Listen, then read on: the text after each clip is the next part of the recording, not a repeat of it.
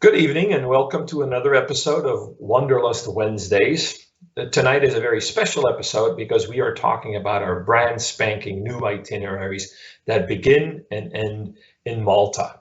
And we just had some ships that arrived in the port of Valletta over the last few weeks, and that was a great moment because all of a sudden our ships are moving again. So before we get started, we'll show you a little clip of what that looked like.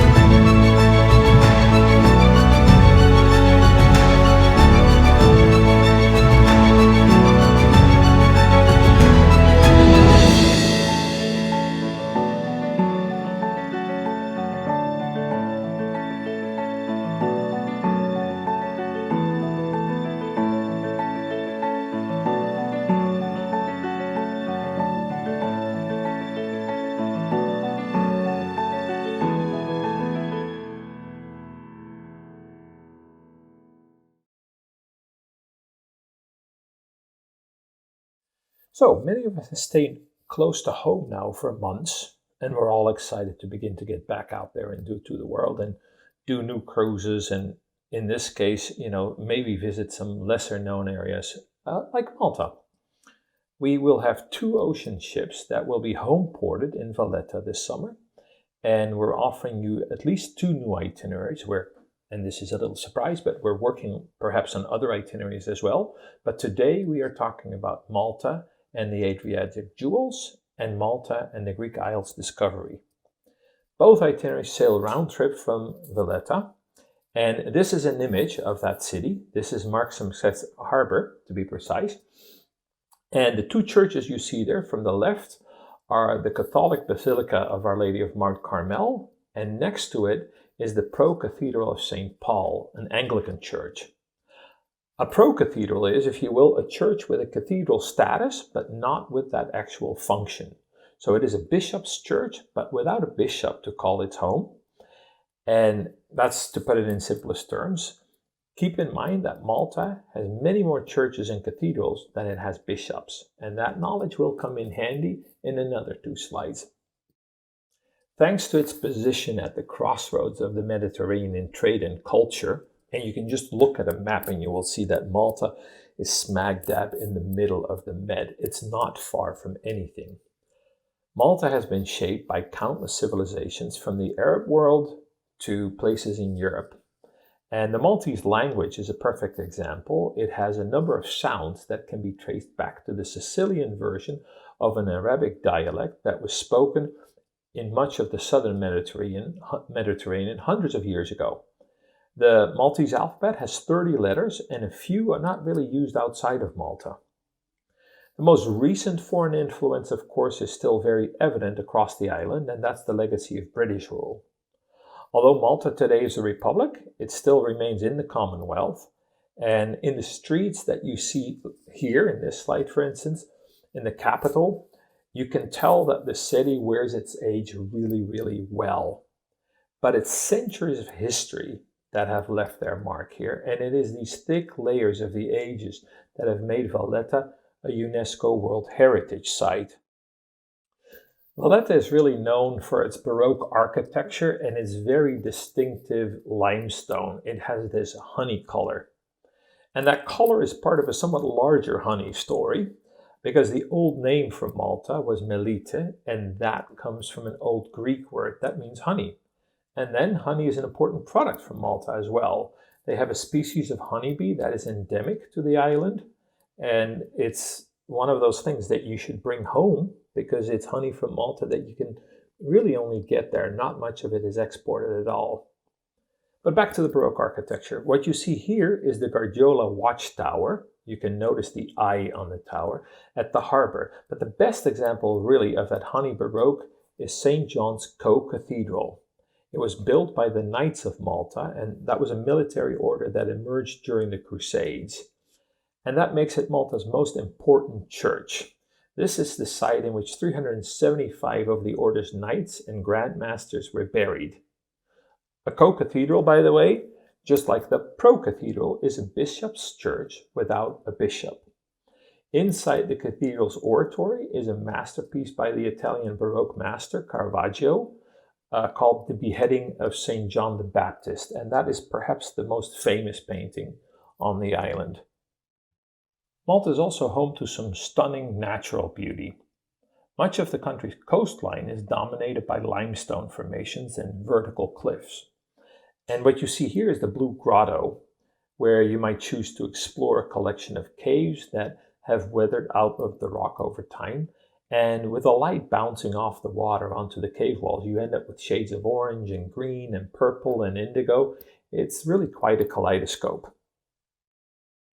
Look towards the lower left-hand corner of this slide. The name that you see there is pronounced Imjar, and it is of the place where the ship anchors to bring it to Gozo, the second largest island in the archipelago. The G in this name has a dot above it. It's hard to see, but it's there, and it's pronounced J. Gozo is brimming with historic gems, such as the Juganta Temple complex, which is considered one of the oldest freestanding structures in the world. It's built on top of a hill, and it's facing the rising sun, and is believed to be a temple that really provides insight into the lives of the people who lived here. And that was more than 5,500 years ago. This is another image from Imjar. And as you can see here, much of the coastline is dominated by these limestone formations and these very vertical cliffs. And this is a view of the sea from, actually it's not from Imjar, it's from Gozo Island. I need to correct myself there. Now, let's get started and review these new itineraries that take you to the heart of Malta and then on to other parts of the Adriatic and Mediterranean seas. So let's start with Malta and Adriatic jewels.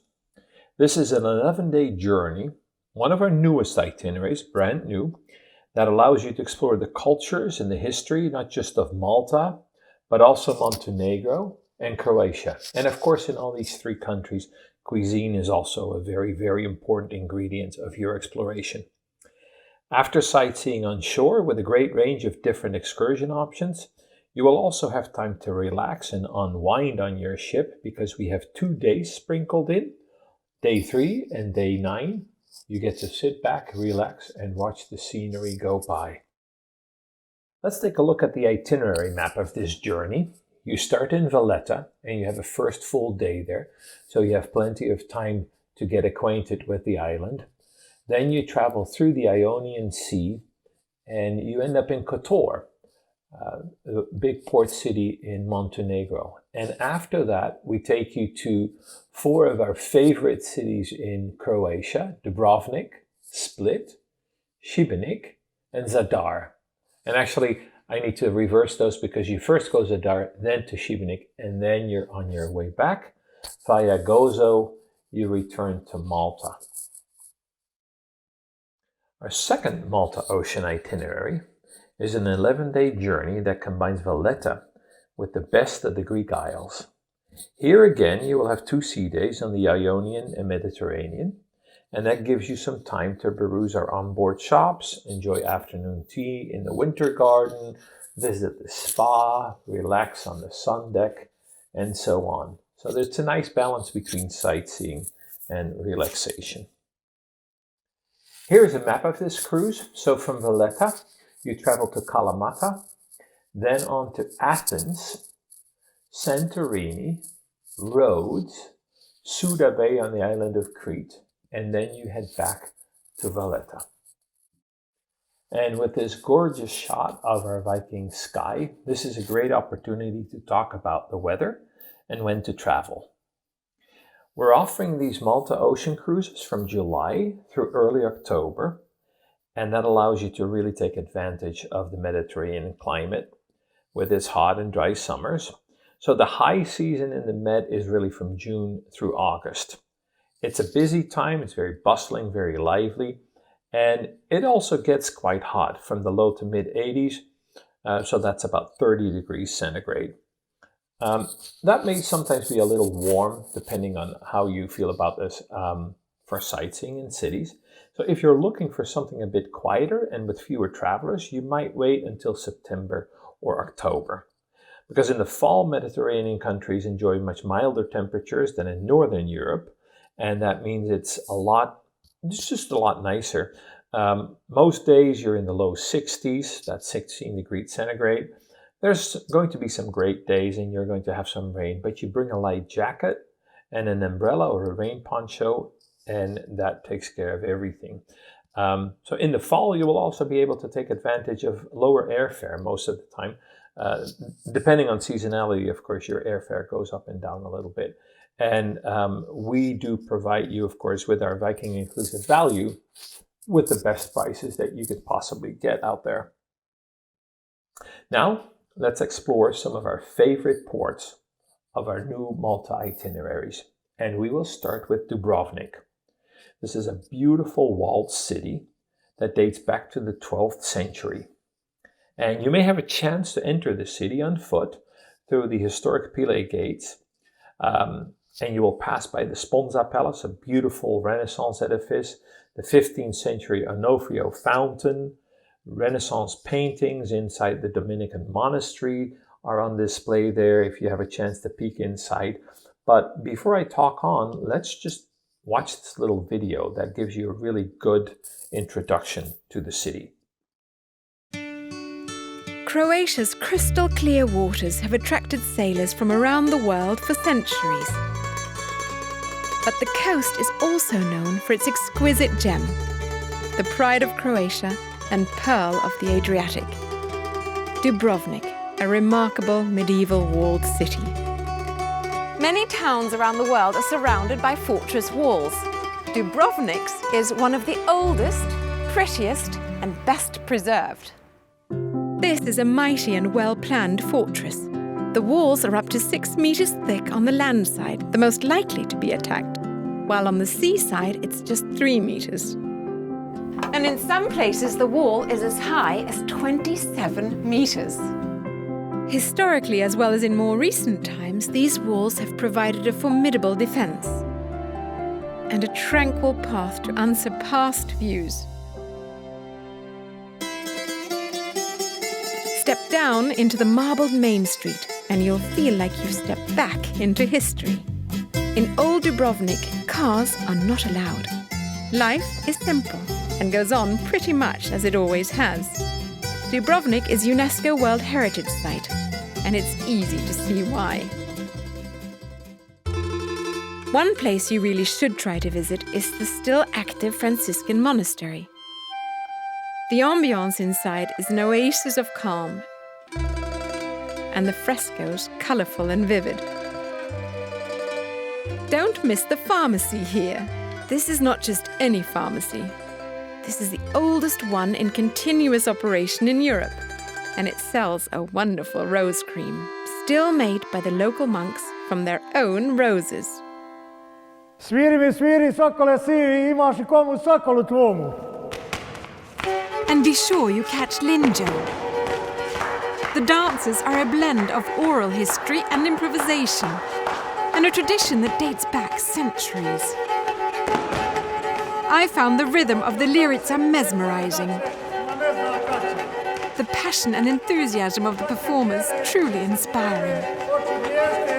George Bernard Shaw once said, "If you want to see paradise on earth, come to Dubrovnik." I hope you'll do as I did and explore this Croatian gem for yourself. This quote from my favorite British playwright, George Bernard Shaw, was mentioned in the video, and it's worth reiterating because he said those who seek paradise on earth should come to Dubrovnik. And I would have to wholeheartedly agree.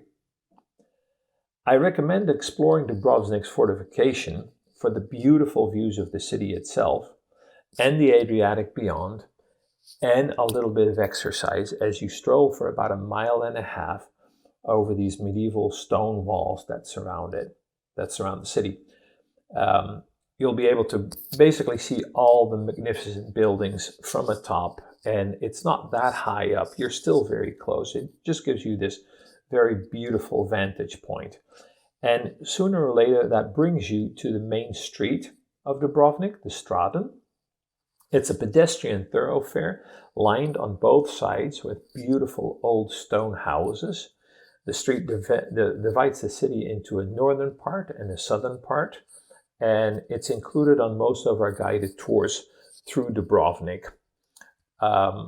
Obviously, at times you may be able to go out on your own, but for the time being at least, we want you to visit with us on organized shore excursions. That's important to note here. Another way to take in the views of Dubrovnik is by cable car, or rather by aerial tram. It's an aerial tram that takes you up about 1,500 feet into the hills that are just in back of the city, and from there you have an overview not just of Dubrovnik, but of the surrounding sea and the islands, and it really drives home the magnificent natural setting of Dubrovnik. In these hills and beyond these hills, that's where they grow one of Croatia's most important export articles, and also something that is used a lot in local cuisine. And of course, this is olive oil.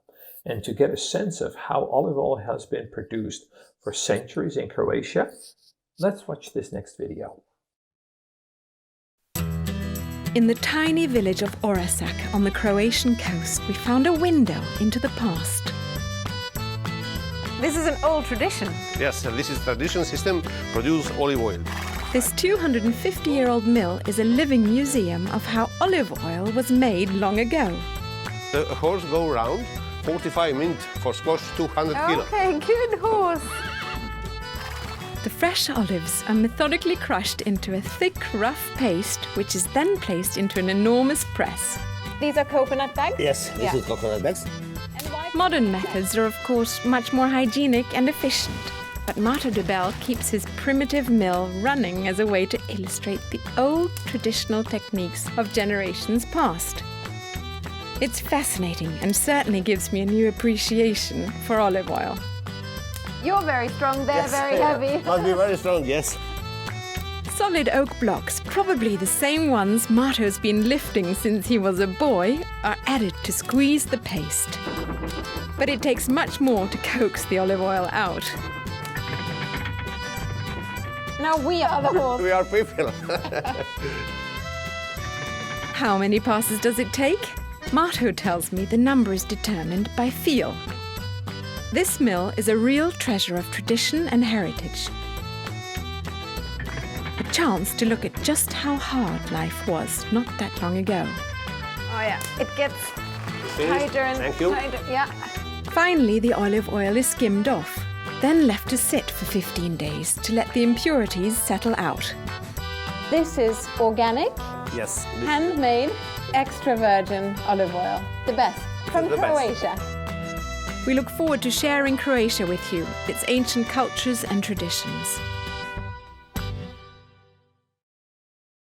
Our next Croatian port is Šibenik, and that's the oldest city on the Dalmatian coast, and because it's not visited that much, it's actually one of my favorites. It's a UNESCO World Heritage Site, the old city that is, and it's really well preserved, and it's still a little rough around the edges. It's not as polished perhaps as Dubrovnik, but it has a charm all of its own. And maybe one of the very best things of Šibenik is its location. Going into Šibenik harbor and coming out again, you travel through very narrow passages amongst these beautiful islands, and that just getting there is a big part of the attraction of going to Šibenik. You cannot talk about Šibenik without mentioning the St. James Cathedral. It's really a jewel on the entire coast, and anyone that's interested in architecture should really see it from the outside. You need to kind of, with a guided tour, go around it, really look at the outside and then go inside to see what's there. It's a very old cathedral. It has seen the Romanesque period, the Gothic period, and the beginning of the Renaissance. And all of this is displayed on the cathedral inside and out. And it goes from Venetian influences with the Gothic to Tuscan influence with the Renaissance elements of the architecture. And then from either Šibenik or from Split, if you like nature, you can travel through the Croatian countryside to Krka National Park. And this is a wonderland of waterfalls and forests. It's incredibly lush and hundreds of species of plants and birds, and it's a very large area. And the best way to see this is either by boat. You can also do it on foot. There is a long walkway through the entire area, and a round trip doesn't take all that long. It's maybe 45 minutes with a lot of stops to gaze at not just the waterfalls, but also the terraces that are formed by these waterfalls.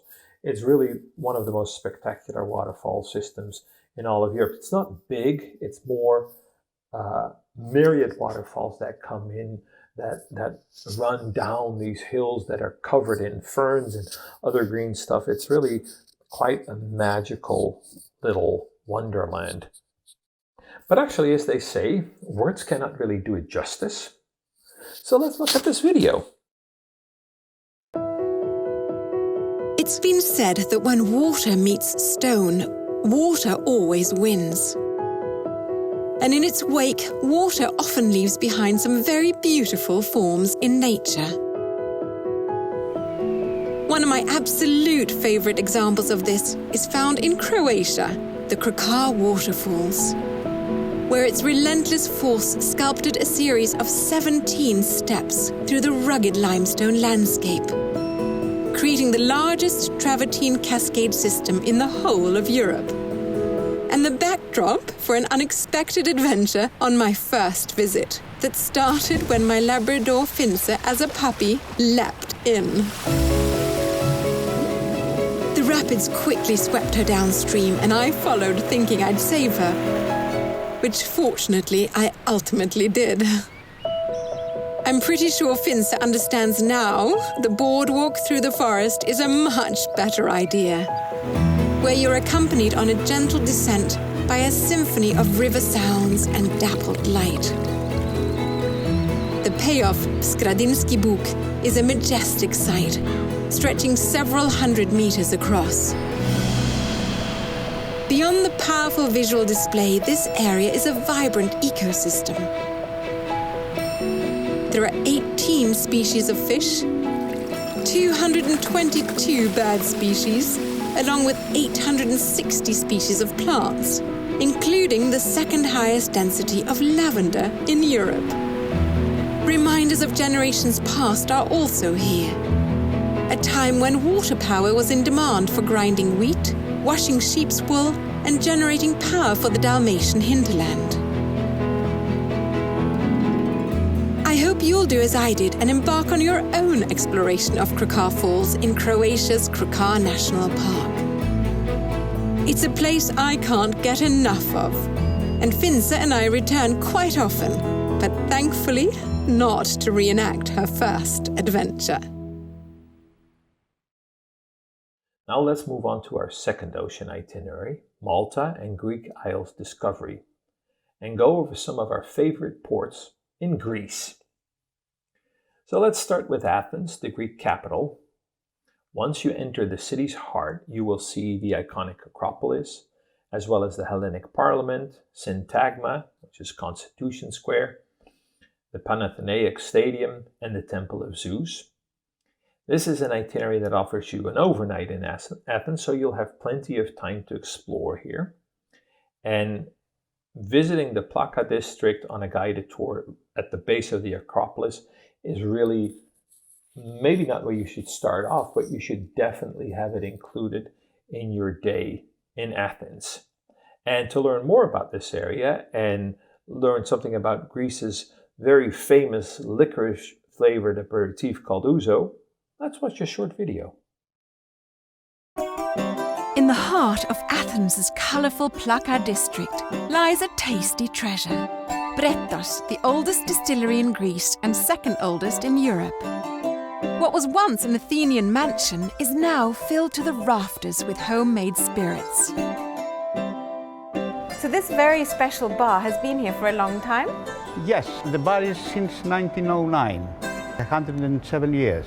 He started, Mr. Bretos, fixing in the backyard of the store ouzo and a spirit. Greek spirits particularly? Greek spirit, yes, Greek spirit. Bretos is home to a delightful collection of intriguing spirits, brought to life from old family recipes, tastes found nowhere else. We make our own ouzo. We make 40 different flavors of liqueurs and a couple of local things. One is chipuro, which is like a vodka, like a grappa, from the raisins, from the grapes. And we make rakomelo, which is raki with the cinnamon and honey. But our raki is without anise, chipoudia. Raki in Turkey is with anise. So your raki does not taste like licorice? Exactly. Another option is a local's favourite, with an unusual taste derived from mastic trees on the Isle of Chios. This is a bottle of pure mastica. Yes. This is the tree with the sugar and alcohol. Okay. And what does mastica itself taste like? It's a very unique flavor. I have to give you a little bit to taste it and you tell me about that. Okay. This is sweet thing, huh? Sweet, yeah, I like sweets. Go ahead. That's unique. It's unique flavor. Right? Little bit like the forest. The forest, yes. Like the trees. Could be. The Greeks, they love mastica. The 99%. In Norway, we have a drink called aquavit. Aquavit. Which I heard about. I know the aquavit. The water of life. So this is sort of the Greek aquavit. Aquavit, yes. Aquavit. Of course, there's one Greek spirit we simply had to check out, the Bretos' version of ouzo. Where does that name come from? I don't know what it means. I don't know what really, it means. really, I don't know what it means, but I can tell you how we make ouzo. And how do you make it? Yes. The ouzo is the spirit, which comes from sugar beets, the anise, and by the law, mastica. Have you tried ouzo before? I love ouzo. You love ouzo? Because I love licorice. If you love licorice, this you like more than all the other licorice you had. It's liquid licorice. Licorice. Go ahead. Oh yeah, that's very smooth. And this is 48 proof? Yes. It's distilled and it's double distilled. And three and 4, yes. And this particular one, which is the 48%, has been distilled how many times? 4 times. 4 times. Yes. That's the highest number The of highest. distillations. We have 46% 3 times, 42% 2 times, and the blue one, which is 40% 1 time. Does any of them taste more of licorice than others? Yes, of course. The 40% more licorice, less. As more distilled, less you feel the licorice. So if you're like me and you love licorice, If you love licorice, you go Which to the one should I 40%. how are you supposed to drink ouzo? You're not supposed to. No, sip it. You're supposed to sip it. Not shoot it. Does it have any health benefits, or is it just makes you happy? It makes you happy, that's all. Pavlos had yet one more favourite to share, his handmade brandies that are served in a most unusual way. If the customers want to have a drink, we take it straight from here. Into the glass? Into the glass and we serve it. This is fantastic. So from the barrel For the barrel, yes, to the table. to the table. Bretos' timeless setting speaks volumes about the character of its delightful owner. Combine that with the endless choices and the warm, welcoming Greek hospitality, and you've got a place I won't soon forget. I hope you too will do what I did and explore more of Greek culture for yourself.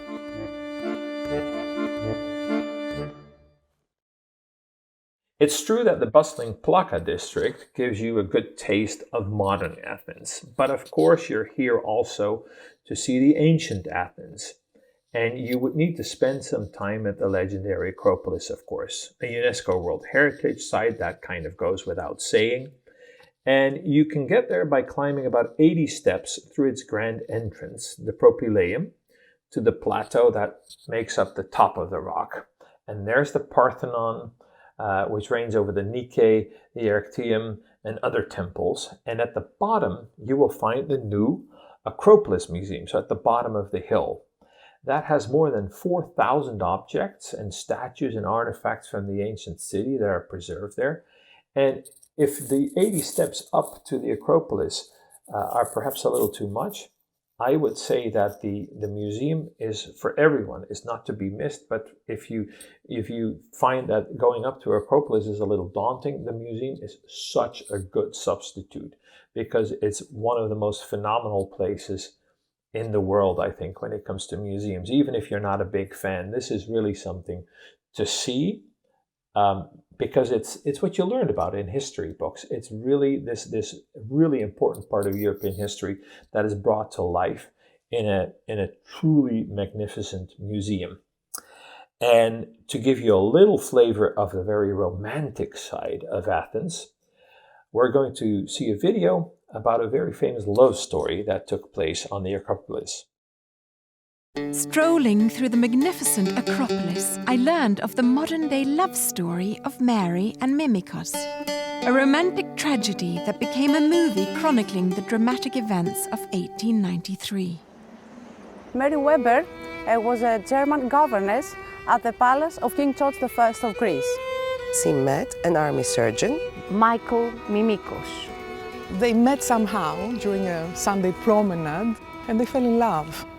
It must have been a love at first sight. The two lovers met every day on the Acropolis of Athens. This was their standard rendezvous. It's one of those loves that you all know, like Juliet and Romeo. They did things discreetly because, it wasn't very proper for a young girl to be having an affair. They used to communicate with letters. She would leave it at the military hospital, which was just next to the Acropolis Museum, so that he would receive it. Sending letters one to the other, forever, promising things, waiting for them to get married, waiting for them to live the rest of their life. The love affair went on for 7 months, and they started making plans to see if they could be married, if they would have enough money to make it through. One day, Mimikos did not come, and the following day, he did not show up. Michael Mimikos is missing those morning rendezvous every single day for 3 running days. He disappears. Mary sends one letter, the second letter, the third letter, no response. And this happened for 8 running days. Finally, she writes a brief note. She's absolutely desperate. She wants to meet him, and now it's the 4th letter coming saying, "If you don't come, I kill myself." And she meant it. The next morning, she's coming up with great hope. She started picking up and collecting flowers from all around the rocky hill. And in that white gown in which she was dressed, she went all the way up. All the way up to the very top of the Parthenon. And she stood there, and the guard, who was an eyewitness, said that she looked like a statue, a living statue in that dress that was blown by the air. And when she knew that he was not coming, she just leapt. Some tourists that happened to be nearby helped her to transfer her body to the nearby hospital. This hospital at the foot of the Acropolis, where Mimikos was a staff member. Her love arrived, Michael, only to find out all the letters that had piled up there. And he had not read them, he had not received them, only because he was sick all these days. He was absent for 8 days in a row. He was guided to the room. There he found his Mary holding violets, dressed as a bride. That was the custom in Greece, still is, when unmarried people die. That moment, he said, "Do not worry, I'll follow you soon." The next thing we know is that his family took him to their house. His brother decided to stay with him so that he wouldn't commit suicide, but at some point in the night, he took his gun and he shot himself. Straight into the heart. That next day, the funerals took place. There were separate burials, but on that same night of the funerals, a group of doctors, friends actually, they entered the cemetery and moved the body of Mimikos into Mary's grave. Their names are engraved on the grave stone and the grave marker, and it is a very sweet, modest place. Mimikos and Mary were as pure as angels, and like angels, they flew to heaven. I hope you too will do what I did and explore the Acropolis. listening closely for the other stories these stones can tell.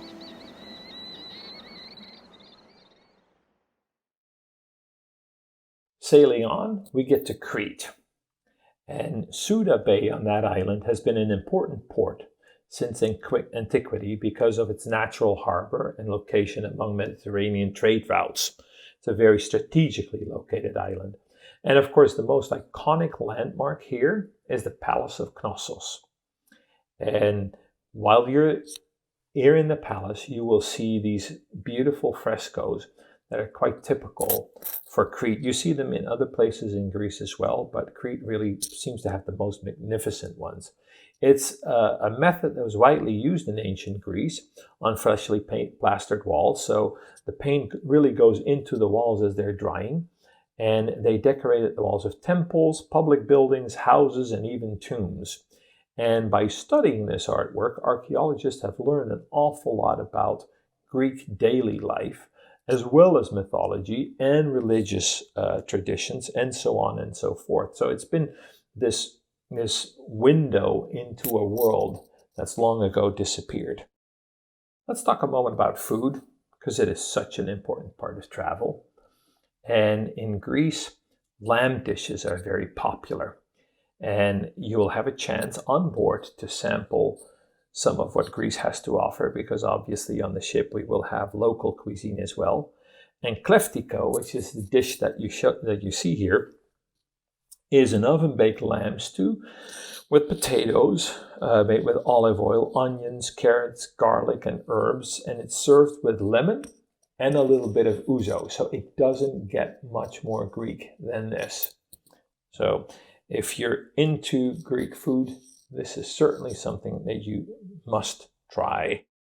Moving along through Greece, you will also visit the picture postcard Isle of Santorini. It's very famous for its whitewashed buildings that cascade down from these really steep hillsides that face the Aegean Sea. And there are several opportunities to explore this port. You can board a local boat that sails around the islands and visits the main port of Athenios. Ashore, you can choose to explore the capital of Thera, with delightful cobblestone squares and charming streets that go back all the way to the early Bronze Age. And if you choose something a little bit more active, you may want to discover the region's natural volcanic splendor on an outdoor excursion. From Thera, from Santorini, one of the great things to do is to visit the archaeological site of Akrotiri. And that was once one of the most important prehistoric settlements in all of the Aegean. Minoans from the Bronze Age inhabited this site until a volcanic eruption buried them. And their way of life was preserved in ashes, not unlike Pompeii. And you can see the beautiful painted frescoes of that era, and a lot of everyday artifacts and tools and implements and household items that give you a real hint, a clue about Minoan life hundreds of years ago, thousands of years ago. Another modern site awaits you in Oia, a classic whitewashed village that's precariously perched on a very steep cliff. And here, a lot of artists live, so you can have a look at their workshops and simply have an experience of walking down streets on a guided tour that show you the houses that people live in, but also the churches. And what you see in this picture is the Oia Bell Tower, which is kind of a landmark of the town. You may want to sail the Caldera off of Santorini's coastline. And you will get a sense of this when you're high up in one of the villages and you look down, that you're actually on what is left of a massive volcano. So what is left of it now are these crescent-shaped islands that surround this body of water. And if you look at the horizon, you can really get a sense of how big this volcano once really was. We're concluding today's presentation back in Malta. This is Gozo again. And as I mentioned, this is the second largest island in Malta's archipelago. And here you see a view of Imjar Harbor with the Gothic chapel on the hill. This is Our Lady of Lourdes. And in Gozo's capital, Victoria, you have an opportunity to go on a guided tour that explores the city on foot. And mostly you walk in the imposing citadella, the citadel, which sits on top of a very steep hill and is really one of Malta's cultural treasures because of all the history that is evoked by these narrow streets and those beautiful buildings and everything basically that happened there. In medieval times, many people of Gozo would work around the citadella and plow little fields and grow olives in their orchards. But then at night, they would sleep within the walls. And the Knights of Malta used the fortress as a form of defense against Ottoman attacks, or for that matter, any other attacks from the sea. When you look at the map, you can see that Malta as a trade port was very important, but you can also imagine that it had dangers lurking at it from many different sides. So this concludes the journeys that begin and end in Malta. Thank you for watching, and now we will have some time to answer questions. And as always, we have Heather to ask the questions, and I'll do my best to answer. Let's go, Heather. Thank you, Joost. Our first question comes from Michael in Miami, and he says, how big is Malta and how many people live on the island? Malta is really small. Malta, I think, is in the top 10 of smallest nation states in the world. It's about 122 square miles. And it has about 500,000 people in it, so it's small. It's small. Thank you, Joost.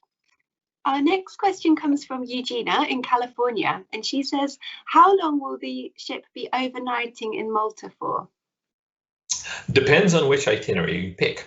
And when we look at Malta as the entire archipelago and not just Valletta, then the itinerary that goes to the Greek islands has a night at the end, again, back in Malta. So if you want a lot of time there, I would recommend that you go with the itinerary on towards Greece. Having said that, both itineraries really spend at least a full day in Valletta. So you'll have plenty of time to see the highlights. Wonderful, thank you. Our next question comes from Melvin in Cornelius in the United States, and he says, what are the summer temperatures like in Malta? Well, I think we mentioned that a little bit in the introduction, but it maybe bears a little bit of repeating. So if you're okay with it, if you're from southern latitudes yourself and you like the sun, I would say you can travel from June through August, because that's when it gets a little toasty sometimes. 80 degrees Fahrenheit, a little bit more than that even, is not unusual. If you need it a little cooler, travel in September or in October when temperatures start to come down a little bit. The climate is somewhat comparable to Southern California. Thank you, that's very helpful. Our next question comes from Monty in San Francisco. He has a couple of questions. He says, how easy is it to explore the island on your own? Is the city of Valletta somewhere you can walk around? And he says, how close to the sites does the ship dock?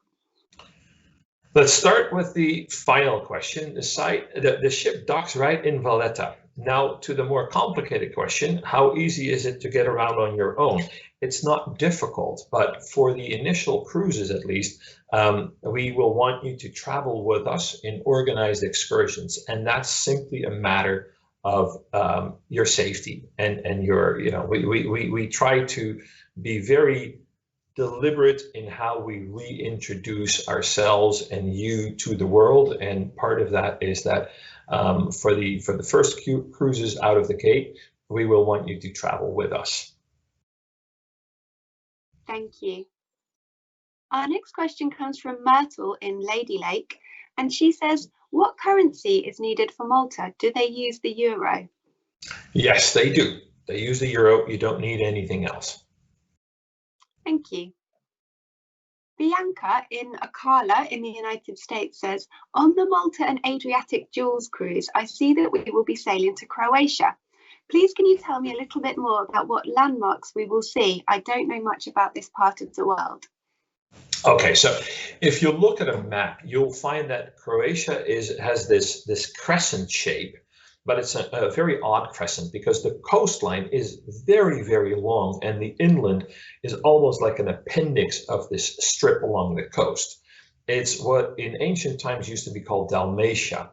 And the cities, of course, along the coast, they all were part of trade networks, and that goes back to the days of the Greeks, the Venetian Republic, the city-states of Tuscany. So there's a long and very colorful history in all of these cities. There is ancient architecture. They all have their own character, but there are certainly similarities. Dubrovnik is the jewel on the Croatian coast. It's a walled city with much of it intact and beautifully restored. It's probably one of the most popular destinations on the Mediterranean.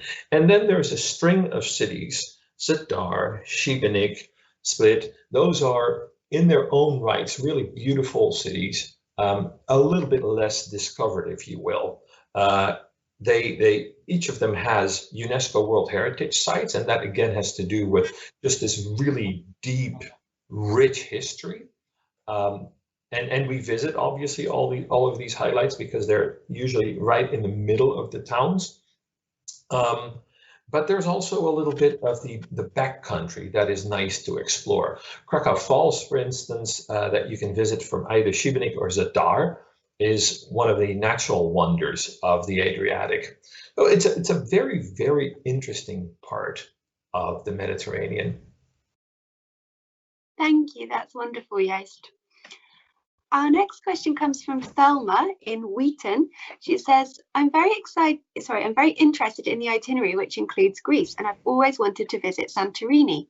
Can you tell us more about how long we will have to explore the island and what excursions are available? She says, I'd love to see one of those beautiful sunsets over the caldera. You'll have beautiful views over the caldera, but they will be during the day because we're leaving Santorini by early evening, towards the end of the afternoon, really. Santorini is just as spectacular as you see in the pictures. The skies are usually this incredibly intense blue. The walls of the buildings in the cities are this sparkling white. It is really, wherever you go in Santorini, and you have seen a lot of pictures of this, wherever you go in Santorini, you turn a corner and you're like, somehow I recognize this. Even if you've never been there, you will recognize it because you walk through these postcard landscapes or cityscapes or village-scapes, whatever you want to call them. But it's one of those places in the world that does not disappoint. It's exactly how you imagined it to be. And I think that is why people love it so much. Wonderful. Thank you, Joost. Next question comes from Amanda in Baltimore. She says, I'm intrigued by Kalamata in Greece as it's not somewhere I've heard of before. Can you tell us more about what there is to see and do there? Yes, and Kalamata, of course, you think about olives, Kalamata olives.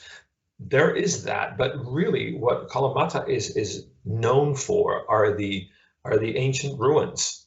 It's really one of the places where there were some initial discoveries very early on that led to this enormous interest in Greek antiquity. There's just this myriad of different temples dating back a few centuries BC, all the way to the later stages of Greek civilization, and it's this, if you will, with Nestor's palace, the Messene, Mistras. It's this, how do I put this? It's this archaeologist paradise. That sounds wonderful. Thank you, Joost. Our next question comes from Caitlin in the US, and she says, how easy is it to reach Malta from the US? She says, I assume there are no direct flights. That's correct. But we have a lot of destinations in Europe where you need to, make it across the pond and then take one final step. And that's what Malta is. The connections from the European mainland are plentiful, from all the major hubs that Viking uses for its own ticketing. And whether you book with us or you book on your own, you will find that it's relatively easy to get to Valletta, really. Thank you. A nice question here from Valentina in Fort Lauderdale, and she says, both of these new itineraries sound wonderful. How do I pick between them? Why pick? Why pick? That's a tough one. I mean, it really depends on where your interest lies. I would say that it's if you're really into antiquities and archaeology, and if this has always been, kind of in the back of your head, I would do Greece, because it so well delivers on the classic era. And if you're a little bit more thinking about, the landscapes, the smaller towns, that's what you would go to Croatia for. Croatia is probably, with the exception of Dubrovnik, which is really a city that sees a lot of visitors, but Croatia is a little bit less discovered, if you will. I hope Thank you. And that leads nicely to our question from Barton in the United States, who says, I've never been to or even heard of Zadar or Šibenik.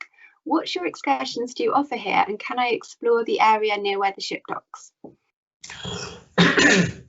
The area near where the ship docks, so the cities themselves, we will organize guided walking tours, so that you have that experience of exploring, the moment you walk off the ship. And that's in both cities. That's great.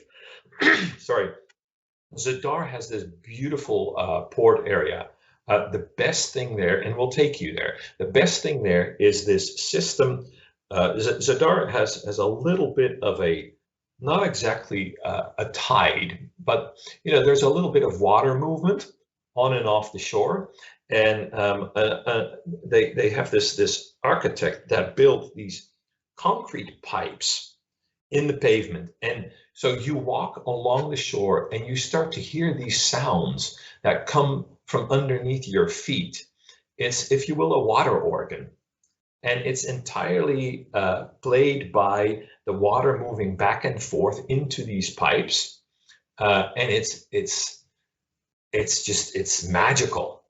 So that's Zadar, and then there is the old town with very, very old architecture, going back to the 11th and 12th centuries, when Croatia was really just becoming what it is today.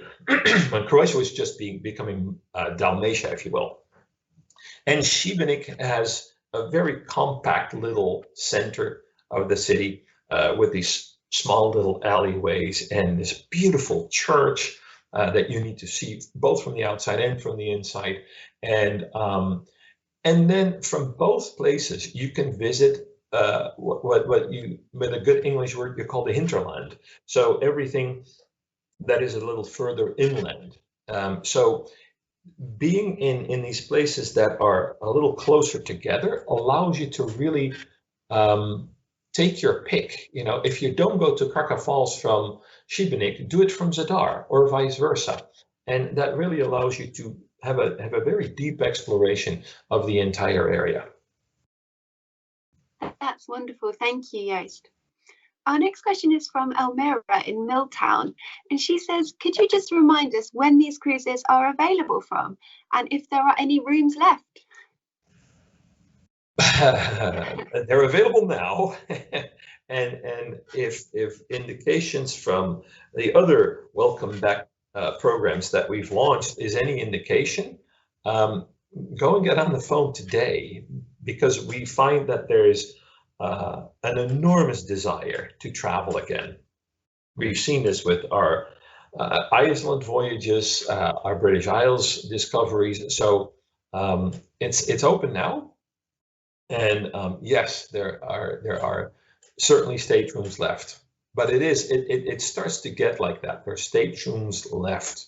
It's it's already not so wide open anymore. Wonderful, thank you. Our next question comes from Frederick in Crystal Lake, and he says, I saw one of the pictures on your website which showed a British red telephone box in Malta. Can you tell us a bit more about the British influence on the island?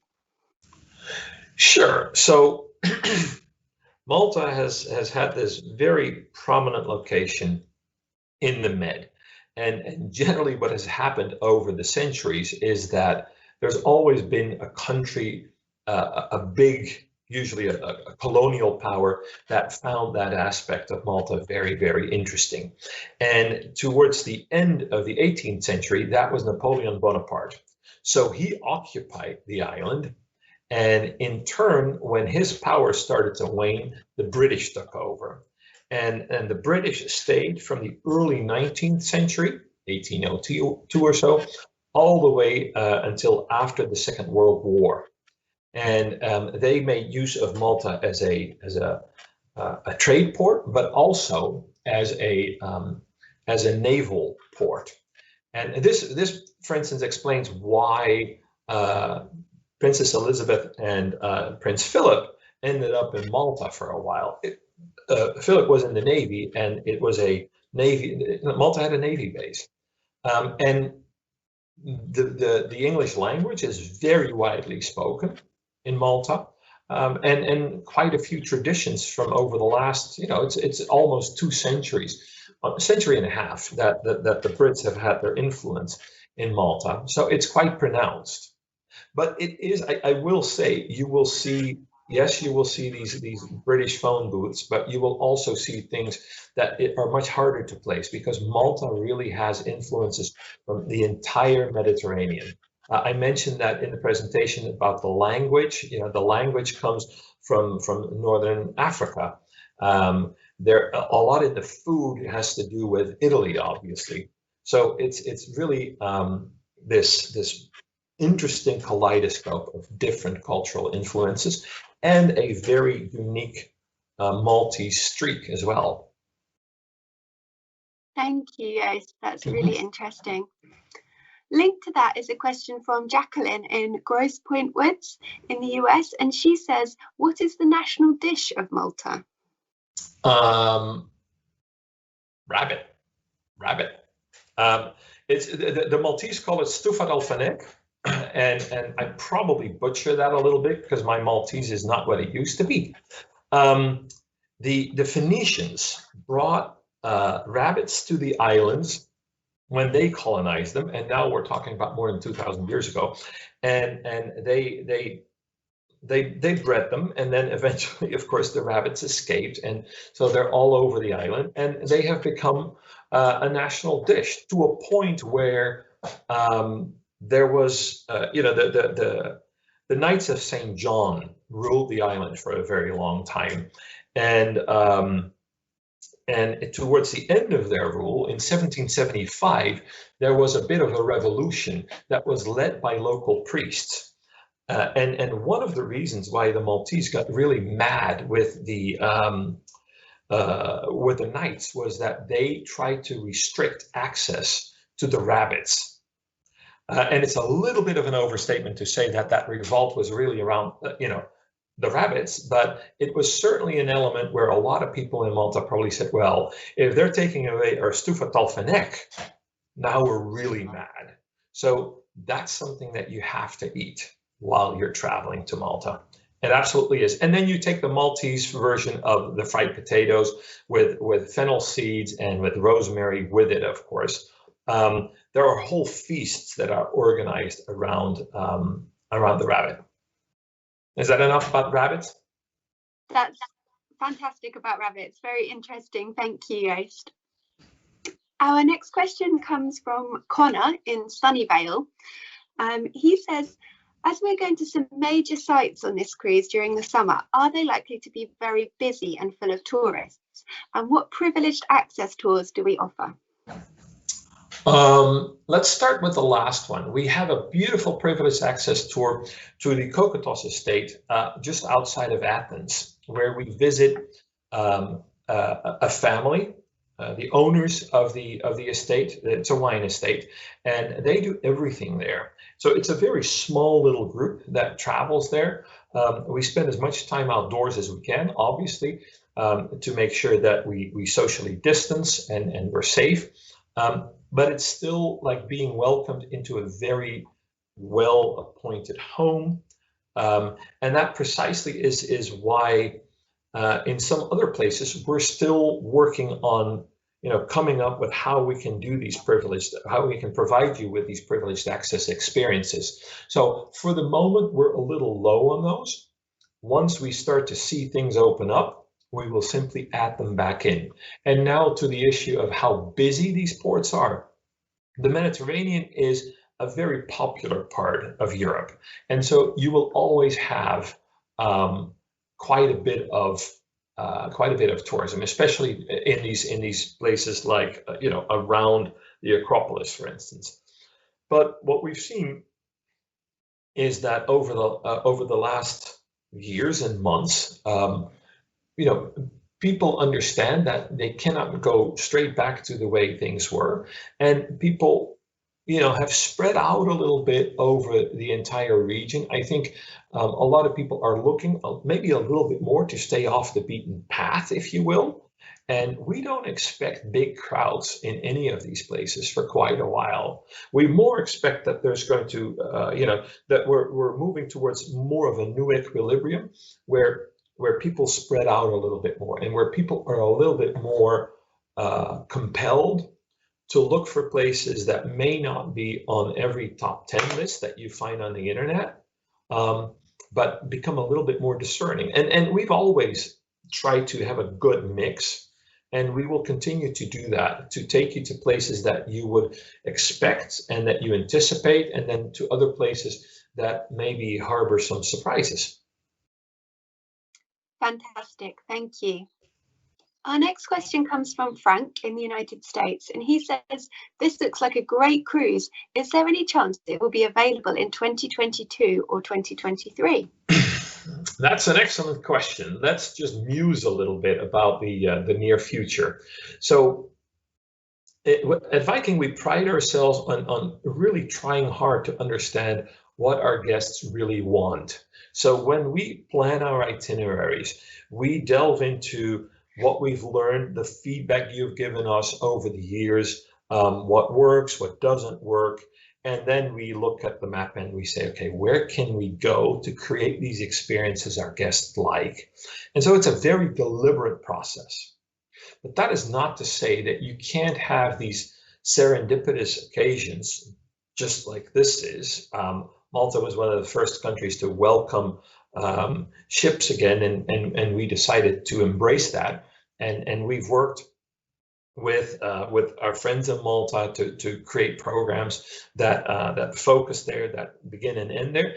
And who knows? Honestly, over my almost 20 years with Viking, I've seen that sometimes it's just a serendipitous turn, and all of a sudden you end up with an itinerary that people really enjoy and really like. And certainly, if we find that this is a big success, yes, we will have them in 22 and 23 and 24 and 25. Yeah. Thank you, Joost. Our next question comes from Mary in San Francisco, and she says, is it possible to add a pre or post-cruise extension? And if so, could you tell us about them? For the time being, we are only doing post extensions, and that's simply to make sure that we have as much control over your arriving on the ship as we can. In Malta, we're working on something that simply gives you more time in Valletta, and this is going to be, what we normally do is on the shorter extensions, we provide you with a lot of freedom, but then with help to plan your time, to make the most of your time.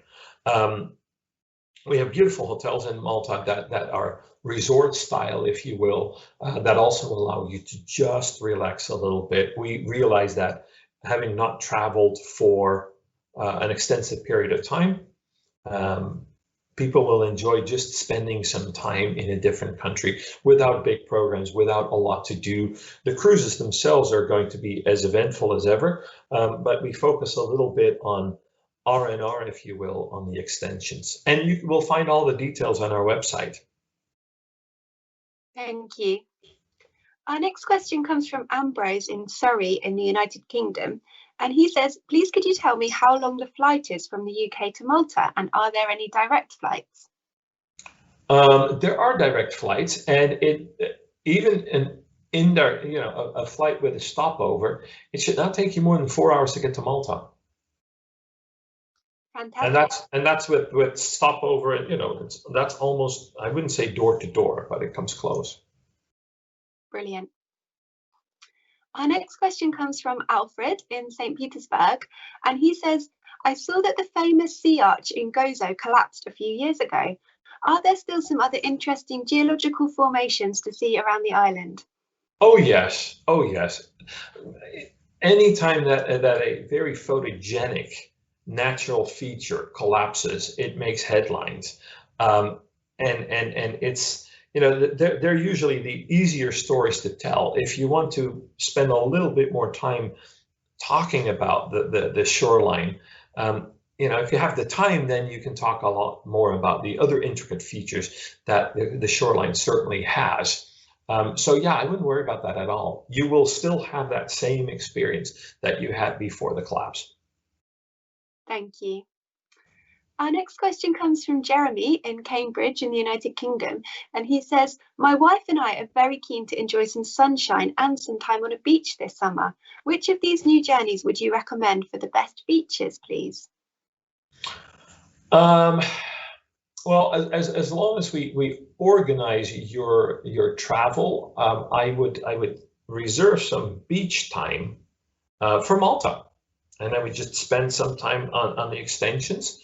Like I said, the hotels that we pick are more resort style than city hotels, and that's where you can get your R&R. That's how I would do it. Fantastic, thank you.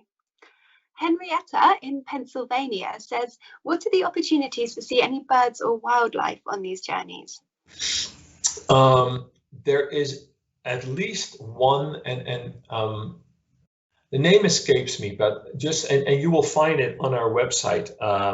When you look in Croatia, we visit a national park that is known for its birds. That is somewhat of an ornithologist's delight, if you will.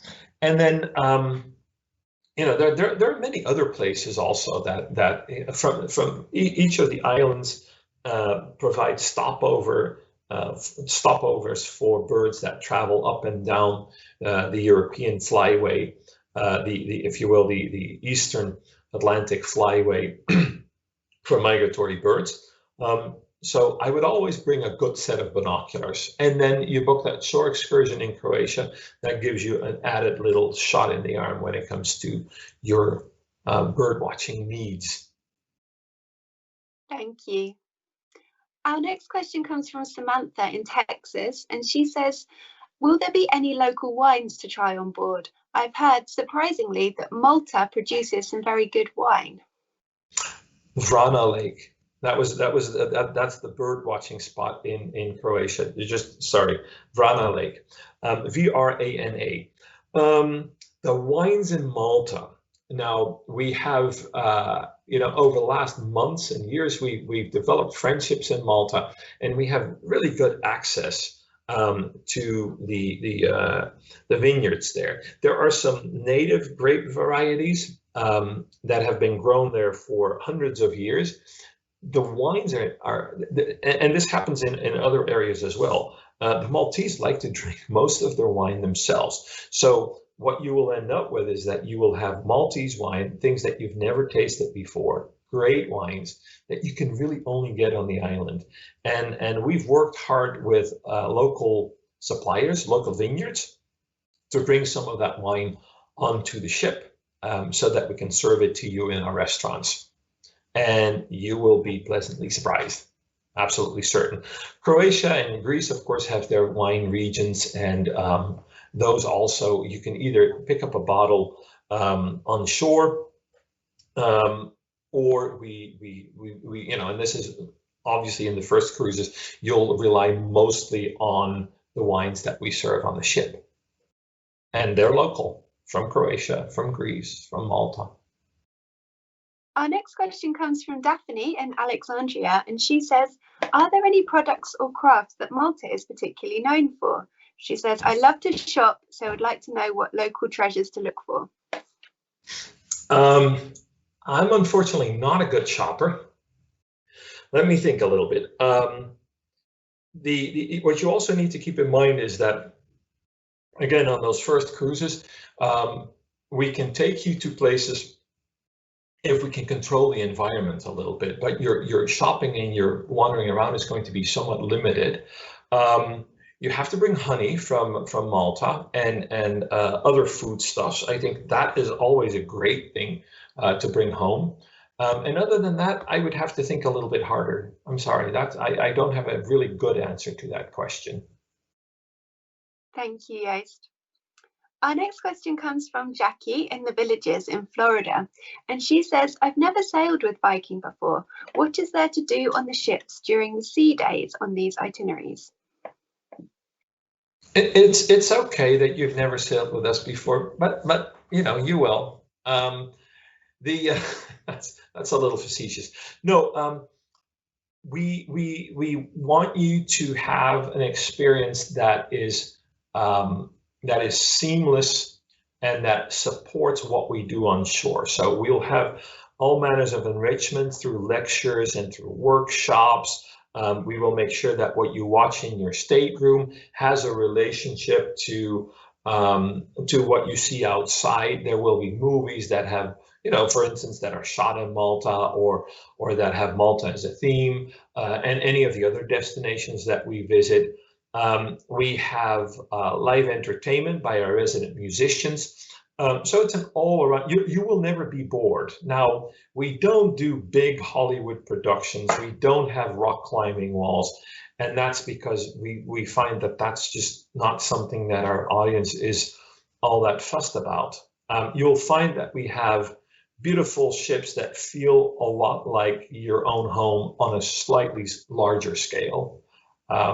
And so just reading a book in the evening or having a conversation or having a dinner that lasts a little longer than you normally would, that's kind of the atmosphere that we present. And that's, I think, what our guests really, really love.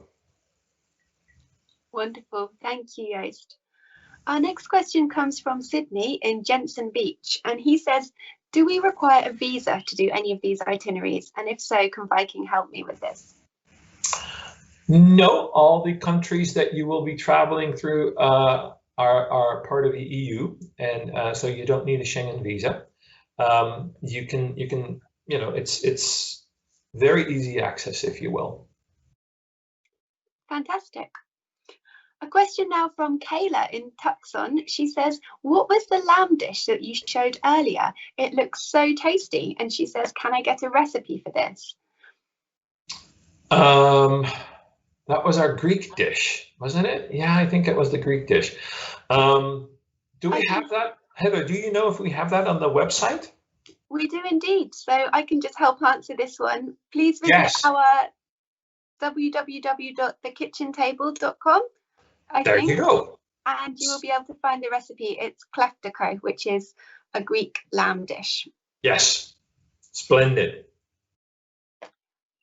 Okay, I think this is the last question we've now got time for today. And it's a good one from Preston in Atlanta. And he says, he's very keen, is it possible to book these itineraries back to back?